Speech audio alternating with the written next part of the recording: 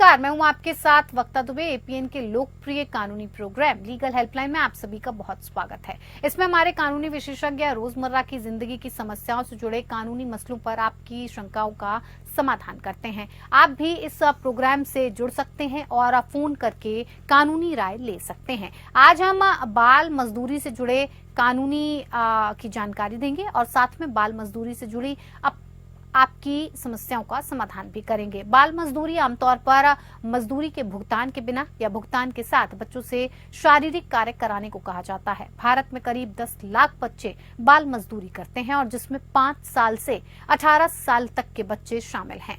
हर साल हजारों बच्चों को बाल मजदूरी की कैद से छुड़ाया जाता है। हर साल बाल मजदूरी से बचाए गए बच्चों का बढ़ता नंबर साफ तौर पर यह बताता है कि देश में अभी बाल मजदूरी कम नहीं हो रही है, बल्कि साल दर साल बाल मजदूरी के जाल में और बच्चे फंस रहे हैं। इंटरनेशनल लेबर ऑर्गेनाइजेशन के मुताबिक बाल मजदूरी में पिछले 10 सालों में करीब 38% कमी तो आई है, लेकिन फिर भी दुनिया भर में अब भी 15 करोड़ बच्चे काम करने के लिए मजबूर हैं। बाल श्रम प्रतिबंध और नियमन 1986 में साल 2016 में संशोधन किया गया, जिसके मुताबिक 14 साल के कम उम्र के बच्चे से किसी भी तरह का काम कराना अपराध की श्रेणी में आता है। 14 से 18 साल के बच्चों से किसी खतरनाक इंडस्ट्री जैसे ज्वलनशील, केमिकल और विस्फोटक में काम कराने पर रोक है। तो ये तो थी कुछ बुनियादी जानकारी बाल मजदूरी को लेकर। ज्यादा जानकारी और सलाह देने के लिए हमारे साथ हैं अधिवक्ता ऋषिपाल सिंह जी। ऋषिपाल जी, बहुत स्वागत है आपका कार्यक्रम में। ऋषिपाल सिंह जी आपको बाल मजदूरी से जुड़ी तमाम कानूनी पहलुओं की जानकारी देंगे और आपके हक के बारे में भी आपको बताएंगे। अगर आपका भी हमारे विशेषज्ञ से कुछ सवाल है, अगर आप फोन करके राय लेना चाहते हैं तो फोन कर सकते हैं। फोन लाइंस खुल चुकी हैं।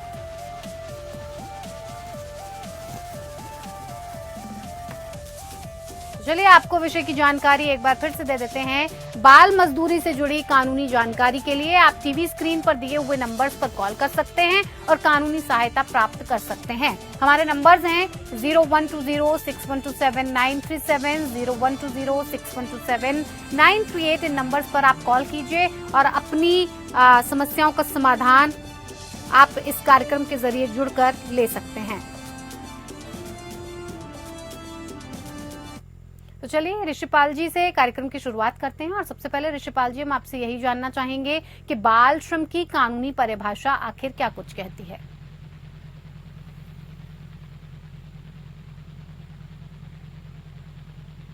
ऋषिपाल जी, आपको आवाज पहुंच पा रही है?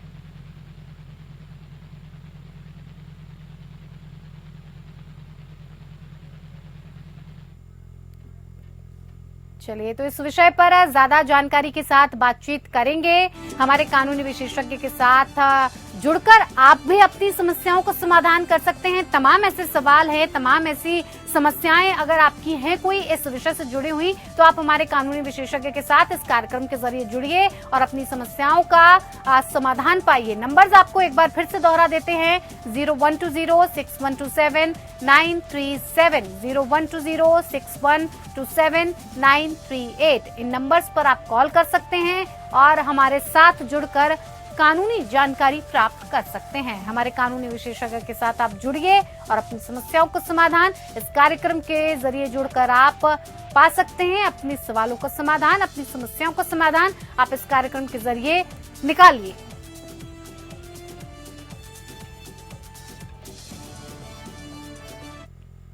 चलिए कार्यक्रम की शुरुआत करते हैं और ऋषिपाल जी, सबसे पहले हम आपसे यही जानना चाहेंगे कि बाल श्रम की कानूनी परिभाषा आखिर क्या कुछ कहती है।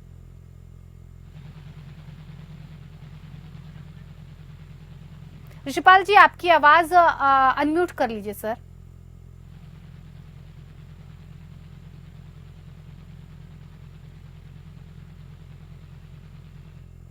हेलो जी बिल्कुल सर। जी जी देखिए, बाल श्रम की हम बात करते हैं तो बाल श्रम जो है वो उसमें एज का है इशू कि जब भी 14 वर्ष से कम का कोई भी बालक, चाहे वो लड़का हो या लड़की हो, उससे किसी भी तरह से श्रम को कराया जाता है तो वो बाल श्रम की श्रेणी में आता है जी। चाहे अगर हम कानून की बात करते हैं तो इससे पहले की स्थिति ये थी कि जो जोखिम वाले जो पेशे थे उनको छोड़कर आप बाल श्रम नहीं करा सकते, लेकिन अब की जो कानूनी स्थिति ऐसी है, चाहे कोई भी पेशा हो, अगर 14 वर्ष से कम का कोई भी बालक है या बालिका है, अगर उसके साथ जबरदस्ती बाल श्रम कराया जाता है कुछ अपवाद छोड़ के, तो वो बाल श्रम की कैटेगरी में आता है। कुछ ही काज से अपवाद हो सकते हैं कि मान लीजिए उसी परिवार का अपना व्यवसाय हो, तो जैसे बहुत गरीब व्यवसाय के लोग होते हैं तो 12 वर्ष के बच्चे भी कई बार काम करते हैं। लेकिन अगर कोई थर्ड पार्टी है, तो कोई भी व्यक्ति, किसी भी, अगर कोई बालक है या बालिका है, अगर उनकी उम्र 14 वर्ष से कम है, तो उनको किसी भी श्रम में, चाहे जोखिम हो चाहे गैर जोखिम के व्यवसाय भी हो, तो उनको किसी भी तरीके से श्रम के अंदर इस्तेमाल नहीं कर सकते। अगर इस्तेमाल किया जाता है तो न केवल उनको जुर्माना भरना पड़ता है, बल्कि कानूनी सजा का भी प्रावधान है। बिल्कुल। ऋषिपाल जी, ये भी समझाइए कि बाल श्रम के लिए आखिर संवैधानिक प्रावधान क्या कुछ है?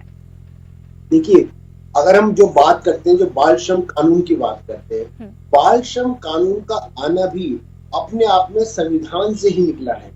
संविधान में ऐसे जो प्रायोजन है, जिसके अंदर जो राज्य के नीति निर्देशक जो तत्व होते हैं, उसके अंदर राज्य को ये निर्देश दिया गया है कि जो बालक होते हैं, जो किशोर होते हैं, वो उनकी बेहतरी के लिए, उनके स्वास्थ्य के लिए, उनकी पढ़ाई के लिए और बेहतर विकास के लिए वो राज्य काम कर सके। देखिए, आप और हम सब जानते हैं कि जो आज के बच्चे हैं, वो कल के जो है, कल के नागरिक बनते हैं, और सारी की सारी समाज की जिम्मेदारी ऐसे बच्चों की होती है जो आज मानो छोटी उम्र के वही बच्चे जो आने वाले समय में हर तरह का, तो समाज को जिम्मेदारी दी गई है, जो विशेष तौर पर राज्य को जिम्मेदारी दी गई, सरकार को। ये सरकार की जिम्मेदारी है, जो भी बालक है, जो किशोर है, उनकी शारीरिक और मानसिक और शैक्षिक विकास की वो ध्यान रखे, और उसी को ध्यान में रखते हुए जो बाल श्रम नीति और जो कानून है, जो जबरदस्ती से जो उनसे काम कराया जाता है, उसके लिए आधारित कानून लाए जाते हैं कि किसी भी तरीके से जो बालक है, जो किशोर है, उनको इस तरह के शोषण से बचाया जा सके और आने वाले समय के लिए एक ऐसे नागरिकों को तैयार किया जा सके जो हमारे समाज के लिए बहुत ही आवश्यक। तो मैंने आपको विशेष तौर पे कहा, न केवल शारीरिक तौर पे, बल्कि सरकार को जिम्मेदारी दी है शारीरिक, मानसिक, शैक्षिक और हर स्तर के पर उनका ध्यान रखे। यही प्रावधान जो है संविधान के अंदर। जी बिल्कुल। ऋषिपाल जी, ये भी आपसे जानना चाहेंगे कि बाल मजदूरों से प्रतिदिन कितने वक्त तक काम करवाने की इजाजत दी गई है? देखिए, अगर हम बात करते हैं बाल मजदूर, तो बाल मजदूर तो ये टर्म ही अपने आप में नेगेटिव टर्म है। किसी भी बच्चे को हम बाल मजदूर की कैटेगरी में लेके आ रहे हैं, यानी जो कि 14 वर्ष से कम का है, चाहे बालक है चाहे बालिका है, उसको किसी भी तरीके से जो है काम में नहीं लगाया जा सकता। लेकिन अगर मान लीजिए 14 वर्ष से ज्यादा है और जिसे को किशोर बोलते हैं और 18 वर्ष से कम है, तो ऐसी स्थिति में अधिकतम जो है 4.5 घंटे जो है वो काम लिया जा सकता है। उसके अंदर भी जो रात्रि है, रात्रि में एक जो बालक है या एक किशोर है, उससे काम नहीं कराया जा सकता। इसके अलावा भी जो व्यवसाय या जो प्रबंधन काम देख रहा है, उसकी जिम्मेदारी होती है कि ऐसे जो लोग काम कर रहे हैं, उनके स्वास्थ्य का, उनके मानसिक का, इसके बाद उनके भोजन का, ये सारा ध्यान रखे। इनको ध्यान रखते हुए ही समय थोड़ी सीमित है। इसके अलावा अपवाद, जैसे मैंने आपको सबसे पहले ही बताया, अपवाद स्वरूप हो सकता है वो परिवार या वो व्यवसाय जिसका अपना व्यवसाय है। जैसे आपने देखा है गाँव के अंदर बहुत से लोग होते हैं जो टोकरी बनाते हैं या कुछ और ऐसा व्यवसाय करते हैं, छोटा व्यवसाय करते हैं, और अधिकांशतः या मान लो खेत में काम करते हैं। तो कई बार क्या होता है, जो परिवार के स्वयं के बच्चे होते हैं, वो भी 12 की उम्र में, 13 साल की उम्र में, वो भी उस व्यवसाय में काम करने के लिए चले जाते हैं। तो उनको अपवादिक रूप से अलग रखा गया है। इसके अलावा अगर कोई भी ऑर्गेनाइजेशन स्तर पे काम कराता है, चाहे इंडिविजुअल है चाहे एक कंपनी के रूप में काम कराता है, तो बाल श्रम के जो सारे कानून है उसके ऊपर लागू होते हैं, और कोई भी उल्लंघन जो होता है तो कड़ी कार्रवाई की है। जी बिल्कुल। ऋषिपाल जी, ये भी समझना चाहेंगे आपसे कि बाल मजदूरी करवाने वालों पर सजा और जुर्माने का क्या कुछ प्रावधान है? देखिए, सजा की तो हम बात करते हैं तो अधिकतम जो ऐसे मामले हैं जिसके अंदर बाल मजदूरी के मामले साबित होते हैं, तो उसके अंदर अधिकतम 2 साल की सजा का जो है प्रावधान, यानी जो व्यक्ति इंडिविजुअल तौर पे या एक ऑर्गेनाइजेशन, मान लीजिए वो काम किसी बाल श्रम कराता है और उसके ऊपर मान लीजिए पुलिस केस दर्ज करती है और दर्ज करके साबित होता है कि उसने बाल मजदूरी कराई है, तो 2 साल तक की सजा और इसके अलावा अधिकतम जो 50,000 रुपए का जो है जुर्माना भी लग सकता है, जो कई बार जुर्माना जो है एक मुआवजे के तौर पर बच्चों को दिया जाता है। तो ये जो कानून की है और कोशिश करती है कि जो जितनी संस्थाएं होती हैं कि ना केवल जब उनको सजा मिले अपराधियों को, बल्कि बच्चों का भी पुनर्वास हो सके। बिल्कुल। ऋषिपाल जी, कारखाना अधिनियम और खदान अधिनियम के क्या कुछ प्रावधान है? इससे बच्चों को मजदूरी कराने पर किस तरह के लिए प्रतिबंध है और सजा क्या है? देखिए, जैसे वक्ता मैंने आपको पहले बताया, हम बात करते हैं कारखाना अधिनियम की या खदान अधिनियम की। खदान जो है एक ऐसा व्यवसाय जो क्षेत्र होता है जो अपने आप में बहुत ही जोखिम भरा होता है। वो जोखिम भरा ना केवल वहाँ पे जोखिम के कार्य होते हैं, बल्कि वहाँ पे धूल उड़ना और लगातार ऐसे क्रम होते हैं या कारखाने कई बार ऐसे होते हैं जो जोखिम भरे होते हैं, या वहाँ पर इतनी स्थिति भी होती है कि किसी व्यक्ति की जो अपना स्वास्थ्य है वो पूरी तरह से स्टेबल। तो ऐसी स्थिति में तो ऐसे जोखिम भरे जो कार्य या पेशे हैं उनसे बाल मजदूरी को दूर रखने के लिए विशेष रूप से कार्य वो कड़े कानून बनाए गए हैं। एक खादानों के अंदर जो बाल मजदूर हैं, जो 14 साल से नीचे के बच्चे हैं, किसी भी तरीके से किसी भी कीमत पे उनको काम पे जो है नहीं कोई लगा सकता, ना ही कोई ऐसे जो कारखाने जो जोखिम भरे कारखाने हैं वहां पर किसी को लगाता है। अगर स्थिति में ऐसा होता है कोई व्यक्ति खदानों के अंदर या कारखानों के अंदर बाल मजदूरी कराता है, तो जो सोशल वेलफेयर ऑफिसर होता है वो और जो फैक्ट्रीज और जो फैक्ट्री जो कारखाना अधिनियम है उसमें फैक्ट्री इंस्पेक्टर होता है, वो भी उनको कानून होता है। एसडीएम में उनको पावर होती है कि ऐसी स्थिति में छापा मार सकते हैं। एसएचओ कंसर्न कोई पावर होती है जो छापा मार सकते हैं, और ऐसी स्थिति में जो अगर व्यक्ति अपराधी पकड़ा जाता है तो अपराधियों को वो अरेस्टिंग तक कानूनी प्रावधान पर 2 साल तक होती है। तो इन उसको हम बात करते हैं अगर अपवादिक रूप से, तो खादान जैसे मैंने आपको पहले बताया एक जोखिम भरा स्थान है, इसलिए वहां पर जो कार्रवाई है और ज्यादा कड़ी और नियम और ज्यादा कड़े हो। बिल्कुल। ऋषिपाल जी, ये अनैतिक तस्करी अधिनियम 1956 क्या है, इसके बारे में बताइए, और ये बाल श्रम से कैसे जुड़ा हुआ है?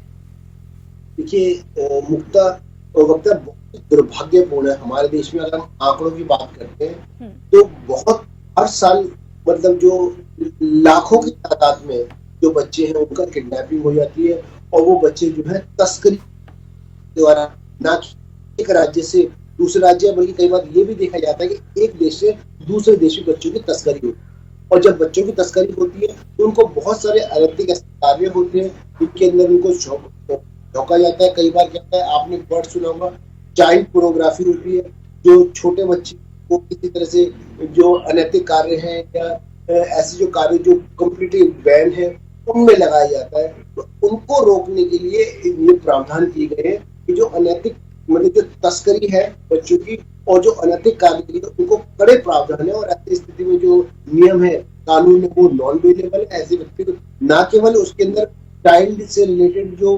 अधिनियम है वो लागू होते हैं, बल्कि अगर ऐसी स्थिति में कोई व्यक्ति अनैतिक रूप से तस्करी करके पाया जाता है तो उसके अंदर आईपीसी के प्रोविजन जो है वो भी लागू होते हैं, और उसके अंदर सजा जो है वो 10 वर्ष। बिल्कुल। ऋषिपाल जी, ये बाल श्रम निषेध व नियमन कानून 1986 कानून लाया गया था, और बाल श्रम पर ये एक वृहत कानून माना जाता है। किन तरह के खतरनाक पेशों का इसमें उल्लेख है और क्या कुछ प्रावधान है? देखिए, लगता है बिल्कुल ठीक है कि जो ये चाइल्ड लेबर जो एक्ट है ये अपने आप में एक बहुत बड़ा एक्ट है, तो बहुत सारे प्रोविजन दिए और इन प्रोविजन से अपना कानून जो है बहुत बड़ा हो गया, और उसमें बहुत सारे प्रोविजन जो है इसमें जुर्माना भी था, सजा भी था, बहुत बड़ी बात। इसमें जो विशेष जो बात की गई थी वो ऐसे जो पेशों की बात की गई थी जो अपने आप में खतरनाक पेशे होते हैं, जोखिम भरे पेशे। जोखिम भरे अगर पेशों की हम बात करते हैं तो विशेष तौर पर ऐसे पेशे होते हैं जिसके अंदर एक व्यक्ति की जो स्वास्थ्य वो डायरेक्टली जुड़ा हुआ हो, और वो डायरेक्टली ना केवल शारीरिक रूप से जुड़ा हुआ होता है, मानसिक रूप से भी जुड़ा हुआ होता है। यानी ऐसे जो कोई भी जो जैसे आपने अभी थोड़ी देर पहले उससे जो पूछा था खादान की बात जी, खादान जो है ऐसा क्षेत्र होता है जो अपने आप में जोखिम भरा होता है, और उस जोखिम भरे में अगर एक बच्चा जो कि मान 14 वर्ष का है वो अगर उस माहौल को देखता है तो उसके लिए और ज्यादा परेशानी। ऐसे ही मान लीजिए कोई ऐसे पेशेंट जिसमें केमिकल का यूज होता है, या मान लीजिए कोई और ऐसे पेशे से पेट्रोलियम का यूज होता है, और ऐसी ज्वलनशील पदार्थ है उनका यूज होता है, जहां पर कि वो जो 14 वर्ष का बच्चा है, जो कि उतनी समझ भी नहीं है कि अगर इमरजेंसी आ जाए तो वो अपने को बचा सके, या अगर उस व्यवसाय का कुछ दुष्परिणाम भी हो रहा है तो वो शारीरिक रूप से इतना सामर्थ्य हो कि वो उस दुष्परिणाम को किसी भी तरीके से झेलने की स्थिति। जी तो बिल्कुल। इसलिए इस कानून में यह प्रावधान है, कुछ जो कानून है, कुछ कुछ जो पेशे हैं उनको खतरनाक पेशों को रखा गया कि इनके अंदर तो किसी भी कंडीशन में किसी के ऊपर जो बाल है, जो बच्चे हैं, लड़का हो या लड़की 14 वर्ष से कम है, उनको पेशे में किसी कीमत पर लाया नहीं जाएगा। जो 14 वर्ष के हैं उनमें थोड़ी सी रिलैक्सेशन होती है, थोड़ी ढील होती है। उसमें भी ये देखा जाता है कि जो जिन व्यवसाय बच्चों को लाया जा रहा है वो व्यवसाय कैसे बहुत खतरनाक क्यों नहीं। तो इसीलिए उन सब बात को ध्यान में रखिए, जो अपने आप में कानूनी इसी है, जो उसमें पेनल्टीज भी है, उसमें सजा भी है, उसमें न केवल ये सजा पेनल्टी बल्कि पुनर्वास की व्यवस्था भी है कि अगर पुनर्वास करना हो तो ऐसे जो बाल मजदूर है उनका पुनर्वास कैसे हो। तो अपने आप में ये जो कानून है, जो कि एक संविधान की दिशा में एक कदम है, अपने आप में इसलिए बड़ा कानून बन जाता है कि कोशिश करते हैं एनसाइक्लोपीडिया के अंदर जो चाइल्ड लेबर से रिलेटेड जितने भी इश्यूज हैं वो सारे इश्यूज को ये कानून जो है कवर करे। बिल्कुल। ऋषिपाल जी, राष्ट्रीय बाल श्रम नीति 1987 से कैसे बच्चों की मजदूरी को रोकने की कोशिश की गई है? देखिए, संविधान की जो दिशा में अगर हम बात करते हैं, जैसे हम संविधान की दिशा में बढ़ने की बात करते हैं, जहाँ पर बच्चों को और किशोरों के स्वास्थ्य को आगे बढ़ाने वाली बात थी, न केवल स्वास्थ्य को सुरक्षित करने की बात थी, बल्कि उनको शारीरिक रूप से, मानसिक रूप से और उनके पुनर्वासी को। बहुत बार ऐसा होता है कि जो बच्चे होते हैं, छोटे बच्चे होते हैं, वो बाल मजदूरी में ग्रस्त हो जाते हैं, और जब कुछ समय बाद जब वो मान लीजिए कुछ रेड होती है, वो लोग पकड़े जाते हैं, तो एक तरह की दोहरी मार होती है, क्योंकि बहुत सारे ऐसे परिवार होते हैं जो बाल श्रम उनकी मजबूरी होती है या किसी मजबूरी वश वो बाल श्रम करा देते हैं, या वो बच्चा जो है किसी ऐसी स्थिति में श्रम कर रहा होता है जो उसकी परिस्थिति बहुत उसको गवारा नहीं होता। ऐसी स्थिति में ये जो श्रम नीति लाई गई राष्ट्रीय, जब भी अगर ऐसी स्थिति होती है किसी बालक को या किशोर को किसी संस्थान में या किसी व्यक्ति के द्वारा बाल श्रम करते हुए अगर उसको मान लीजिए रेड जाती है या वहां पे छापा मारा जाता है, उसको पकड़ा जाता है, तो उसके बाद उस बाल श्रम को उस बालक को किस तरह ध्यान रखें, यानी उस शिक्षा पर, उसके स्वास्थ्य पर, उसके भोजन पर, उसके पुनर्वास पर, वो सारी व्यवस्था को लागू करना। इसके अलावा जो सबसे इम्पोर्टेंट है, जो आपने शब्द सुना होगा, वो काउंसलिंग का होता है। साइकोलॉजिकली उनको काउंसलिंग करना, सोशल वेलफेयर डिपार्टमेंट होता है, उनको साइकोलॉजी काउंसलिंग करता है। अगर उनको स्कूल की व्यवस्था, अगर मान किसी वजह से उसका बच्चे का स्कूल डिस्कंटिन्यू हो गया है, तो उसको स्कूल के अंदर एडमिशन कराने की कोशिश करता है। तो अपने अपनी जो राष्ट्रीय नीति है, राष्ट्रीय श्रम नीति है, वो सारी बातों को शामिल करते हुए कि किस तरीके से जो बालक है उनके जो स्वास्थ्य को, मानसिक स्वास्थ्य को इस तरह से बचाए। बिल्कुल। ऋषिपाल जी, बाल मजदूरी के साथ साथ बच्चों की बंधुआ मजदूरी भी वर्जित है, इसके बारे में भी जरा हमारे दर्शकों को थोड़ा समझाइए।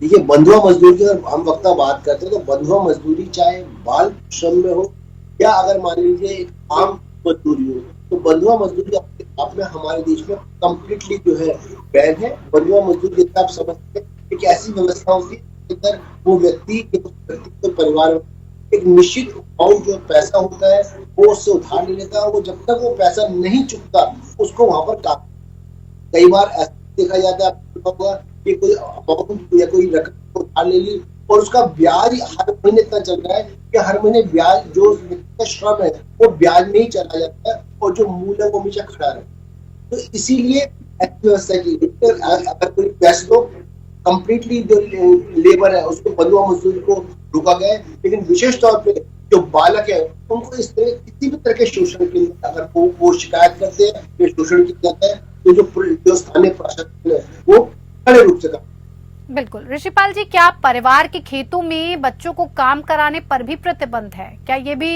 बाल मजदूरी में आता है?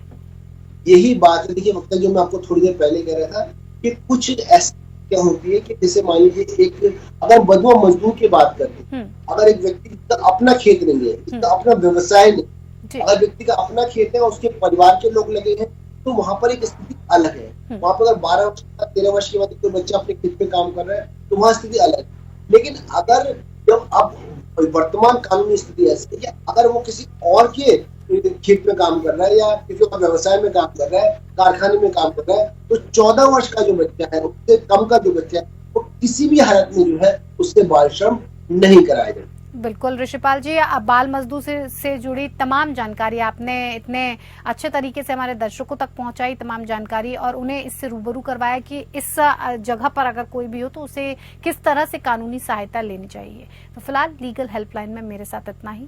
नमस्कार।